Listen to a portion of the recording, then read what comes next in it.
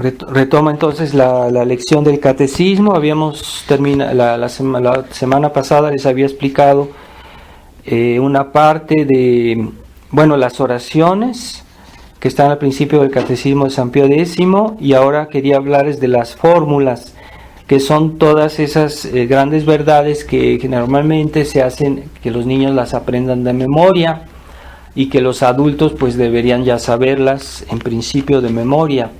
Hoy, desgraciadamente, la educación moderna ya casi no se pide a los niños aprender de memoria, pero es un defecto eso, porque es importante que ciertas verdades muy importantes las sepamos de memoria. Entonces, en su catecismo, San Pío X comienza dando, por ejemplo, los dos principales misterios de la fe, que son la unidad y Trinidad divina, por un lado, y después la encarnación, pasión y muerte de nuestro Señor Jesucristo, que es los dos grandes misterios de la fe, que son la existencia de Dios, Dios trino. No es el Dios solo uno, sino el Dios trino, porque hay, por ejemplo, los musulmanes que creen en un Dios, pero no es trino, y entonces no es el mismo Dios, no tenemos el mismo Dios, ellos es un Dios que no es trino, porque la Trinidad es una condición esencial a la divinidad. Entonces, por ejemplo, los judíos también no creen en el Dios trino y no adoramos el mismo Dios, contrariamente a lo que dice el Papa Francisco y los modernistas, ¿verdad? Ese es un error.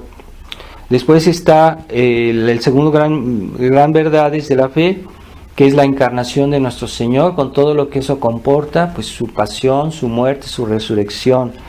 Es la obra de redención de nuestro Señor, encarnación y redención.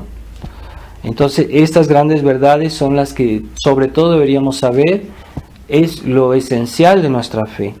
Por eso San Pío X le da relevancia a estos dos grandes misterios de la fe.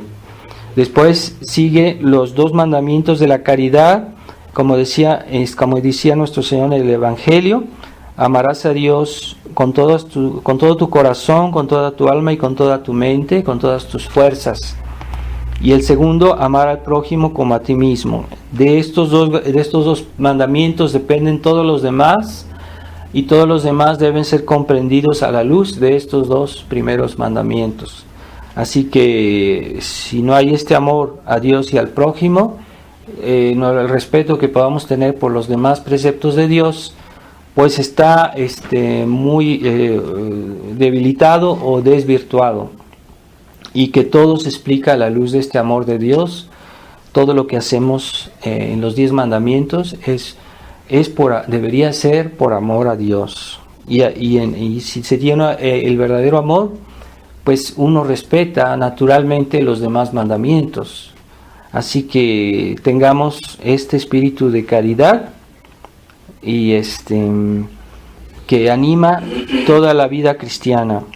Después están los 10 mandamientos, que ustedes conocen muy bien, que resumen toda la moral cristiana, y en el catecismo se explican con más detalle. No entraré en el detalle porque en el catecismo hay toda una parte que se dedica a los mandamientos.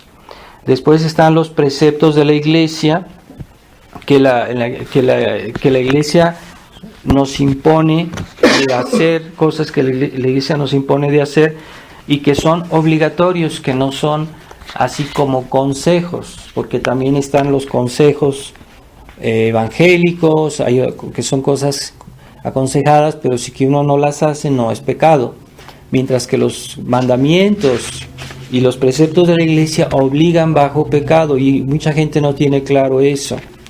Entonces, ¿cuáles son? Pues oír misa el domingo y las fiestas de guardar.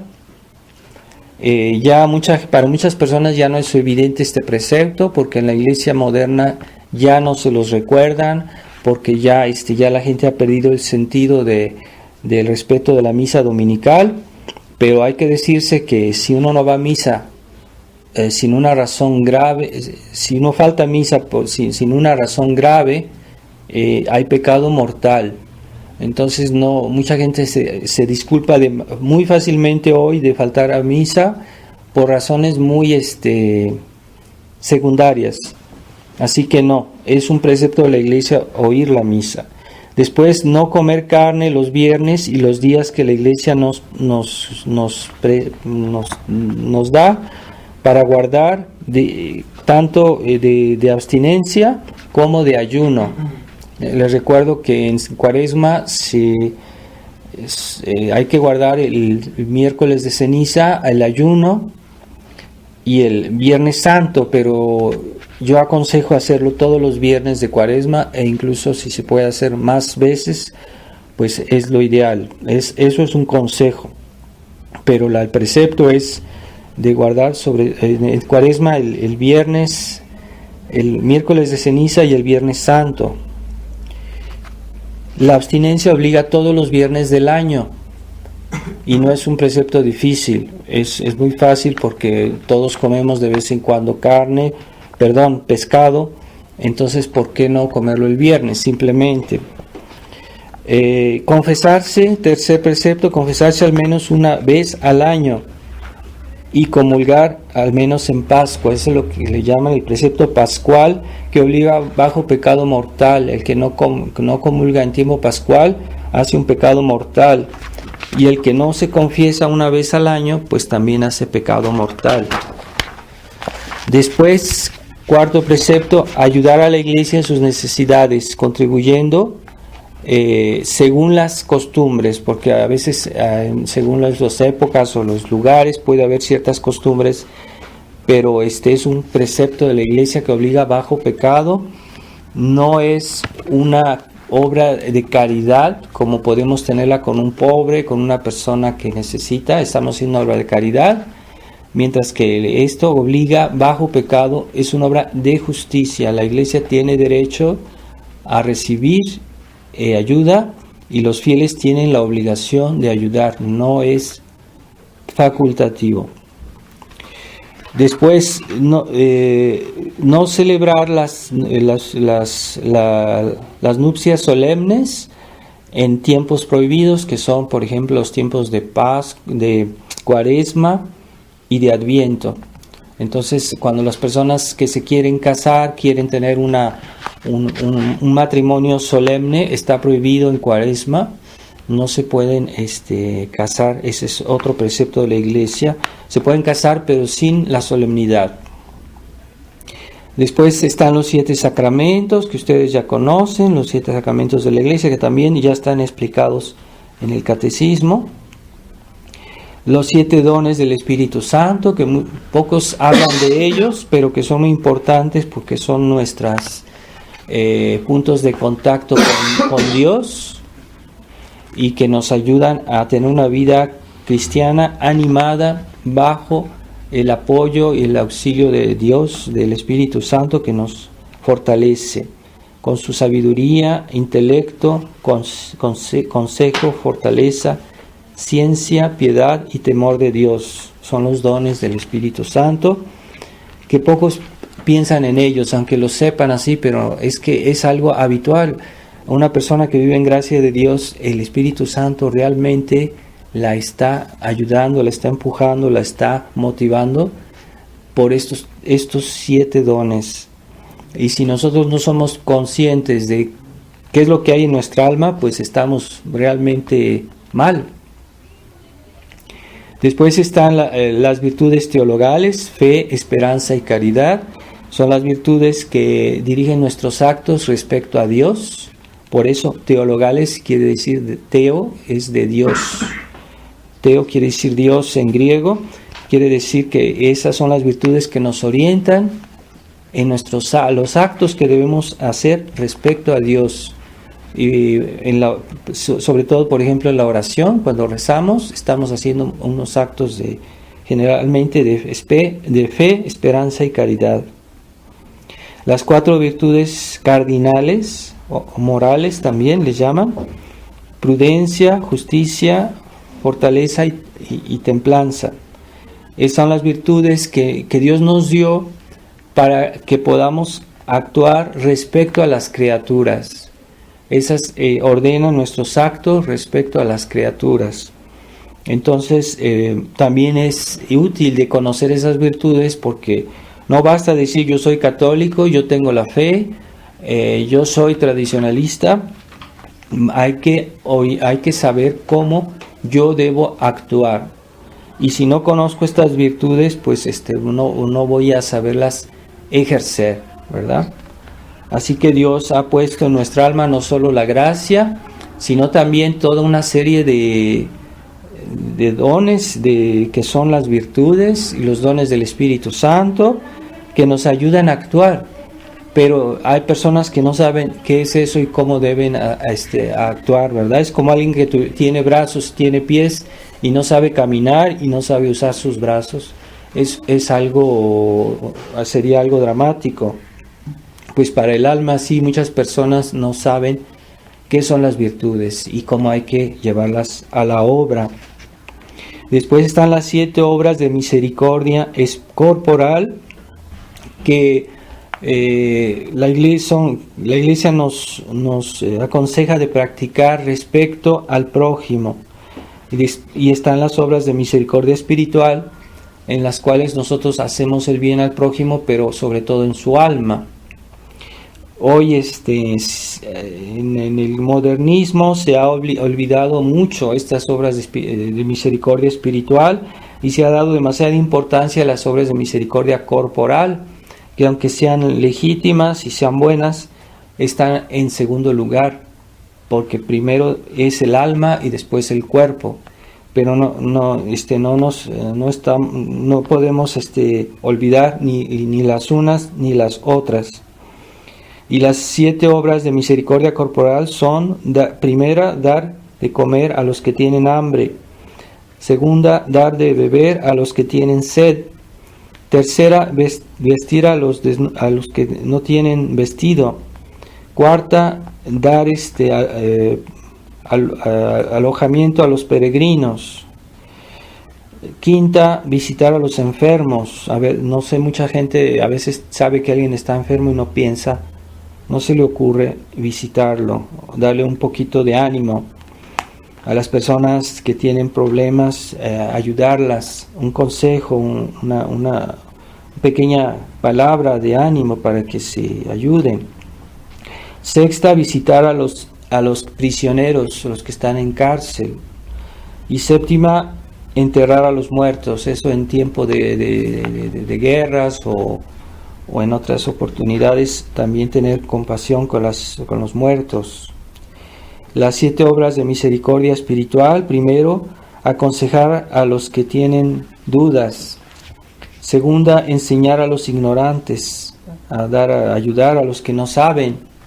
Y mucha gente no piensa a veces en regalar un libro o en dar un texto que puede orientar a otra persona. A veces no es tan difícil.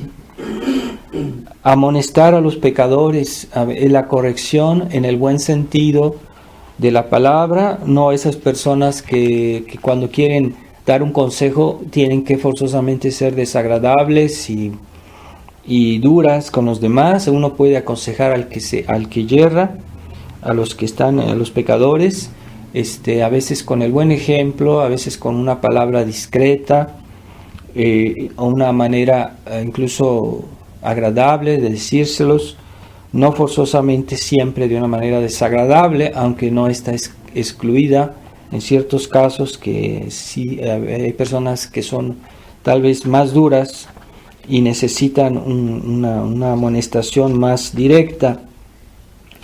Cuarta, consolar a los que están afligidos. Quinta, perdonar las ofensas. También es una obra de caridad, que personas que tienen mucho sentido de la justicia y que no tienen sentido de la caridad. Entonces, a veces hay ofensas que nos han hecho injustamente y que tenemos la razón completamente de estar ofendidos, pero se pueden perdonar por caridad. Entonces, ahí interviene una virtud también superior, que es la caridad, y a veces perdonamos las ofensas o no las tomamos en cuenta. Sexto, soportar pacientemente a las personas molestas. Eso es muy común hoy en el mundo moderno. Hoy la gente no tiene paciencia con las personas molestas. Y no quiere decir que uno está de acuerdo con ellas o que uno acepta lo que ellos hacen. Pero hay que tenerles paciencia hasta que no se pueda lograr hacerles entender sus yerros. Por eso hay tantos divorcios, porque los esposos ya no se soportan, no saben tenerse paciencia. Hay tantas rupturas, tantas divisiones, porque falta de paciencia entre las personas. Rezar por los vivos y por los muertos. Esa es una obra de misericordia, pensar en rezar por los que nos necesitan. Después están los 7 vicios capitales, que pues también necesitan una explicación mucho más detallada, pero por lo menos los enumero. Primero, la soberbia, la avaricia, la lujuria, la ira, la gula, la envidia y la asidia o pereza. Los 7 pecados contra el Espíritu Santo, que casi nadie habla de ellos, sobre todo en la iglesia conciliar. Son cosas que no se habla, que se ignoran, que se olvidan. Primera, la desesperación de la salvación. Aquellas personas que desesperan que Dios los pueda ayudar, que Dios los pueda salvar, están haciendo un gran pecado. Ofenden a Dios porque Dios es infinitamente bueno y no se puede desesperar de Dios. Aunque fuéramos los peores pecadores del mundo, es un gran pecado desesperarse. Es decir, como decirle a Dios, tú no me puedes salvar, tú no me puedes perdonar, y es falso. Segundo, la presunción de salvarse sin méritos. Aquellos que creen que pueden salvarse sin hacer nada, simplemente por sus buenas intenciones, eso es pecado, porque Dios nos pide buenas obras, y para entrar al cielo se nos pedirán buenas obras, no bastan las buenas intenciones. Tercero, impugnar la verdad conocida. Aquellos que conocen una verdad y la niegan, están haciendo un pecado contra el Espíritu Santo, que es grave. Y es muy común hoy ese pecado. La envidia de las gracias de los demás, aquellos que tienen, por ejemplo, gracias de Dios espirituales y tenemos envidia de eso, es mucho más grave que tener envidia porque alguien tiene un bien material o que tiene algo que es humano. Eso es un pecado de envidia, pero la envidia espiritual, yo no concibo que pueda haber envidia entre católicos que defiendan la fe y que a veces se hagan algunas miserias por el hecho de querer estar más arriba o porque querer prevalecer. Pues es un pecado contra el Espíritu Santo, porque no podemos tener envidia porque alguien hace el bien espiritual. Es más grave, mucho más grave. Quinto, la obstinación en los pecados. Aquellas personas que siempre se obstinan y que no quieren salir de sus pecados, pasan los años, pasa la vida y no se quieren corregir. Y finalmente, el sexto, la impenitencia final, es aquellas personas que mueren sin pedir perdón a Dios de sus pecados. Y eso es un pecado muy grave. Después están los 4 pecados que claman venganza en la presencia de Dios, que son pecados que tienen agravantes y que claman venganza de Dios. Esos son, primero, el homicidio voluntario. No hablo de la defensa propia, alguien que se defiende legítimamente de un agresor que lo quiere matar, que se defiende. Ahí puede, en caso también de una guerra justa, no es pecado matar. Pero el homicidio voluntario e injusto, sin razón, eso es un pecado que clama venganza delante de Dios. El aborto, por ejemplo, hoy esos pecados de eutanasia, son pecados muy graves que hoy ya se han banalizado. Pecado impuro contra el orden de la naturaleza, o sea, los pecados de los sodomitas, que bien sabemos que fue la causa que Dios hiciera caer fuego en Sodoma y Gomorra. Eso es un ejemplo histórico que Dios dejó para la historia, para todo el mundo, que sepan qué es lo que Dios piensa de ese tipo de pecados. la opresión de los pobres, las personas que están pobres y que hay personas que todavía tienen tienen el descaro de explotar a los pobres. Después el fraude o retener el salario de los trabajadores, ¿verdad? Aquellos patrones que no le quieren dar a sus empleados su salario en el día convenido, o que se los recortan, o que les dan un salario injusto sin razón, porque puede haber a veces patrones que no tienen todo y que tienen que pagar menos, entonces por necesidad. Pero si no hay necesidad, están haciendo un pecado muy grave en no dar un salario justo. Después las postrimerías, que son verdades muy importantes que deben ser meditadas con mucho detalle. Aquí las describo rápidamente. Son primero la muerte, el juicio, infierno y paraíso, y cielo, ¿no? O paraíso. Esas 4 verdades, si uno las meditara más,